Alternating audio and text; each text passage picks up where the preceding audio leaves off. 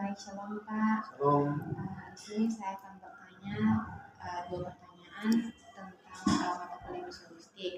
Nah, pertama-tama saya akan menjelaskan dulu pengantar dari misionistik, yaitu misionistik sendiri adalah pelayanan secara menyeluruh. Nah, kalau holistik itu keseluruhan atau kesatuan yang tidak bisa dipisahkan.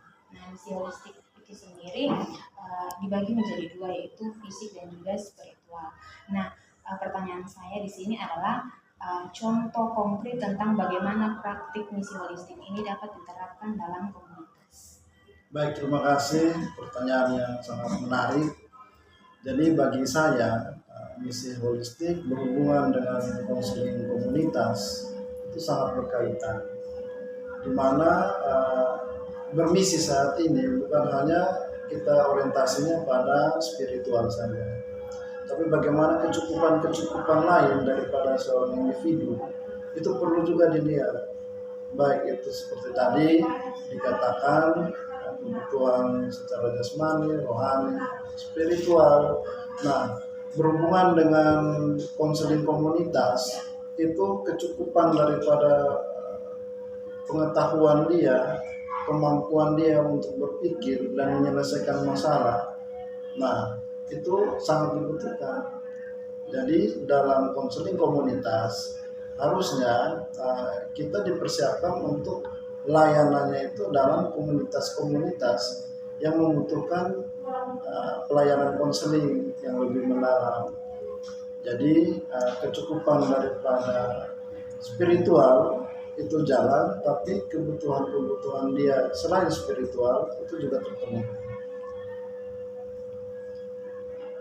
Baik. Dan pertanyaan yang kedua itu adalah bagaimana cara efektivitas praktik misi holistik ini dapat diterapkan dalam kehidupan seseorang. Baik, kalau bicara tentang misi holistik dalam kehidupan seseorang, kita lihat orientasi kebutuhan. Jadi bagi saya saat ini bermisi di dunia saat ini itu sudah bukan lagi seperti yang dulu. Kalau yang dulu betul-betul informasinya itu masih terbatas, mohon maaf, tapi pemuka agama atau pendeta itu sebagai satu-satunya sumber.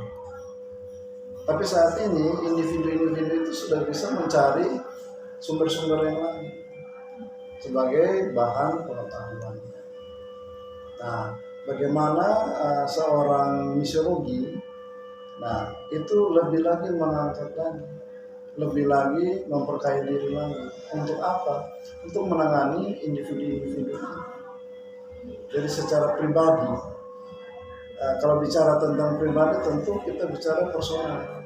Nah, kebutuhan personal itu harusnya dimengerti. Nah, sehingga apapun yang menjadi kebutuhannya, apapun yang menjadi kekosongan dia dalam menjalani kehidupan, itu bisa kita pahami dan kita mengisi. Ya, baik. Mungkin hanya itu pertanyaan. Terima kasih. Terima kasih Bapak. Shalom. Shalom.